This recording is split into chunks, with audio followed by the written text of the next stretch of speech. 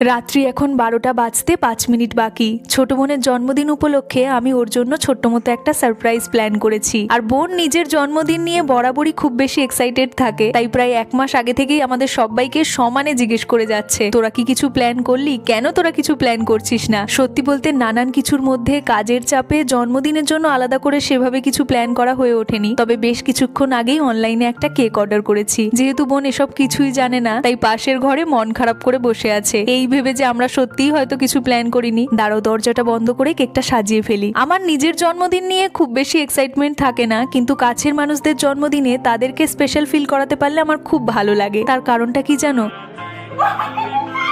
এই যে যখন তাদেরকে দেখি যে তারা এতটা খুশি হয়, সেই খুশিতেই আমার মনটা ভরে যায়। তোমরা সবাই ওকে উইশ করো আর ওকে অনেক অনেক আশীর্বাদ করো। চলো তাহলে আমরা সবাই মিলে জন্মদিন উপলক্ষে একটু ছোটবেলার মজার গল্পগুলো আবারও প্রতি বছরের মতো মায়ের মুখে শুনি। বাই।